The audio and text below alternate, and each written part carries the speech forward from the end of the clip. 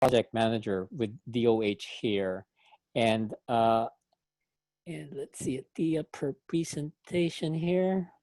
So, and she'll talk about the iHEER database.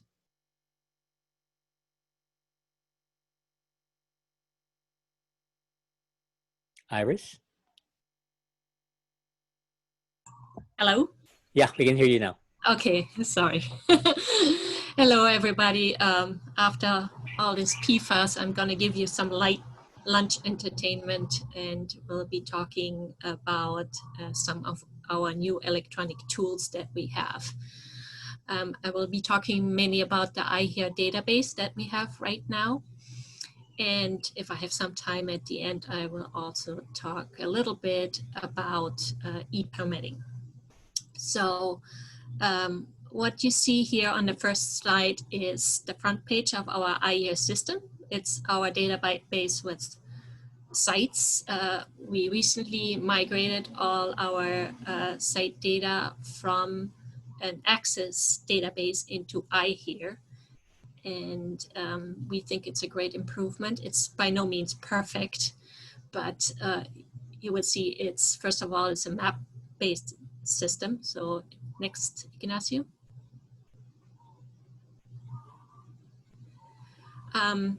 You see, first of all, on the main page, what you can do.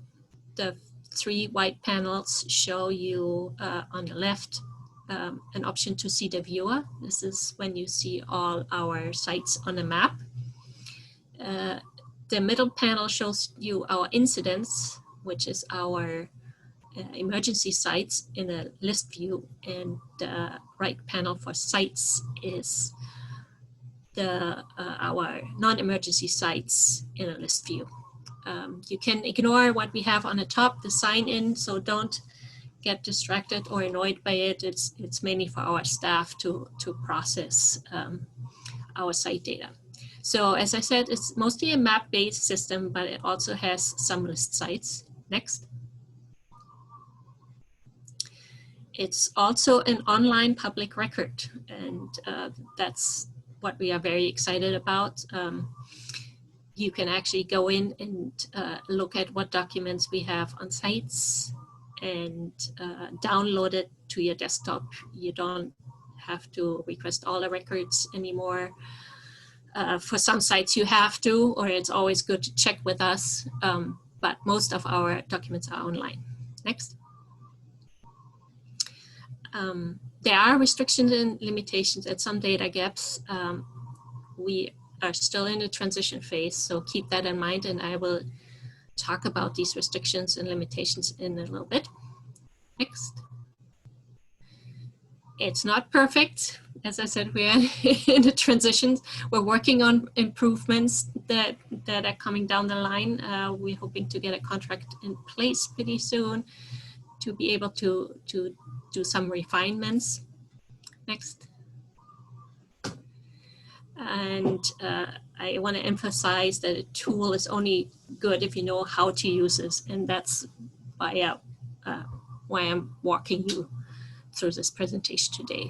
On the bottom, you see a link that you can click that gets you to our instructions on how to use iHEER. So keep that in mind, and please read carefully through the instructions. Next.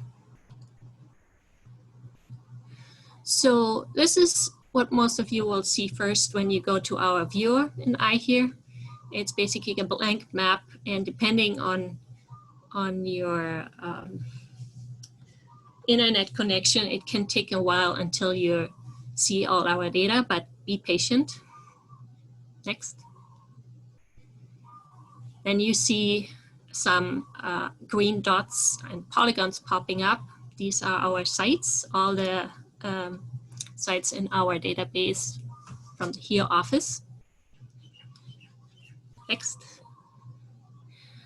The most important feature, I think, for most of the people is going to be this search bar on the top, which is for address searches. So you can basically input any address in the state of Hawaii, and look for a specific target site. This is just a new feature we added, and we're really happy to have it. I think it's helping out a lot during phase 1 research. Next. On the left side, you see a panel that shows up, and there's another search bar, but that search bar is only for sites that are in our database already. So if you know of a certain TMK or a site name or something, use this toolbar. Next. Okay. This tool or toolbar I really want to emphasize because nobody told me about it, and I basically scrolled my finger off when I first tried to use this map-based system. So on the top right, you see a button that says zoom to. So you can zoom to either the entire state or a specific island, and that gets you a lot faster to your target area you want to look at. Next. On the left side, you see also on the panel above the search bar that you can switch between sites and incidents. So when you see the green dots or green polygons, you know you are on the non-emergency response sites. Next. And if you see orange dots with blue markers, you know you're on the incident sites. Next. Okay, let's get to the limitations. So the incidents show only sites after July 2014. That means if you want information of sites prior to July 2015, you need to request those records. This comes back to the fact that our emergency responders hit the ground running and started using the system right away without transferring the old data over. But you can see sites after 2015, and you will only see sites that are NFA'd because sites that are under investigations cannot be shown. In a lot of cases, there's police involved in such things. So that's why it can't be shown. Next. Limitations on sites. Okay, so we really want to show all our locations, but we have some limitations. One of them, next, is that there are some sites where we cannot show all the documents because of security restrictions. So that in many cases, these includes military sites.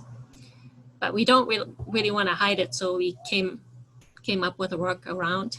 Next.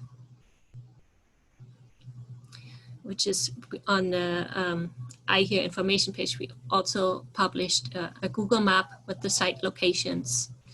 So if you click on these red dots on this map, next, you see a little legend popping up, and it gives you the site name and an iHEER ID. So if you see that, you take that site name and site ID, you can really easy request the documents for the site. The reason why we do it is so that we can trace who is requesting those documents. This is for security reasons. Okay, next. So most sites even shown on the map might not have all the documents shown. This is again based on security or other reasons like confidential business information. So you can access a lot of data through our map, but keep in mind it never hurts to request records to see if the record is complete. Next.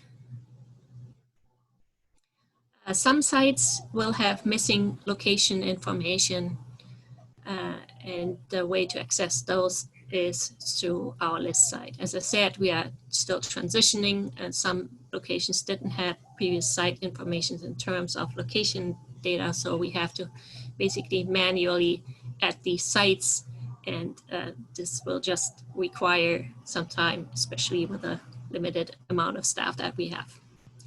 So again, in cases where you want to request some records, give us the site name as shown here in the site ID. That helps us find the records very quickly, and we can turn it around fairly quickly. Next. So why should anybody be even interested in using iHEER? I'm showing here a few examples. One of them is definitely liability protections in terms of when you do your due diligence research for phase 1 or fulfill your all appropriate inquiries. It's really easy to use. You can access it 24/7.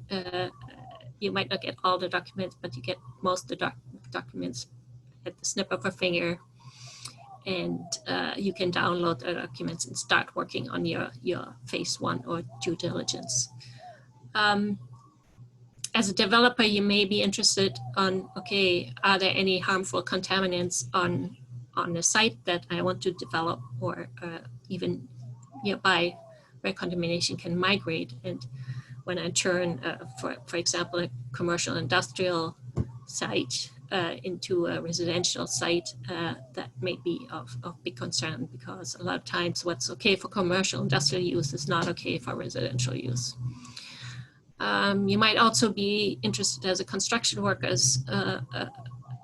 Can I keep my crew that's working on site and digging in the dirt, can I keep them safe? What are the harmful contaminants on site? Another way is you can use it is to better, more accurately estimate costs and plan better for environmental work that still needs to be done, so that we don't have to intervene when you're actually doing construction and say, hey, stop, you can't do this. We don't like doing this, but sometimes we have to do this. Another way to use iHEER is also to develop, remediate, and restore underutilized contaminated sites. So brownfield sites, we have a feature now. We have an alias that where you basically can search for brownfields directly. Another way is we are right now connected to the Hawaii One Call notification system. So when you're doing your 811 call or your notification, you may get a notification from us warning you that you are digging on or near contaminated sites. Next. And this will look like this. So this is only part of the notification, but you will get a notification from us. And on the bottom, next, you will see a link to iHEER that you can click on, and it gets you straight to the site where the problem is, and you can view and download the site information and documents for the site. Next.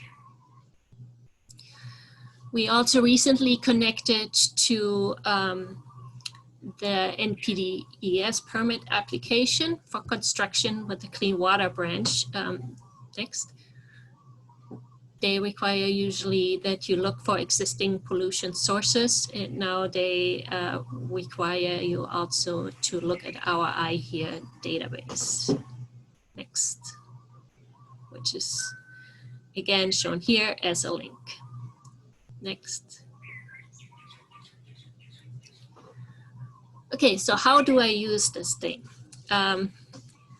Easiest way is to use the address search. So how you do this is basically very slowly, you type your target address in the search bar on the top. Then you will see a blue box with an address popping up. So what you got to do is not hit enter, but to select that blue box.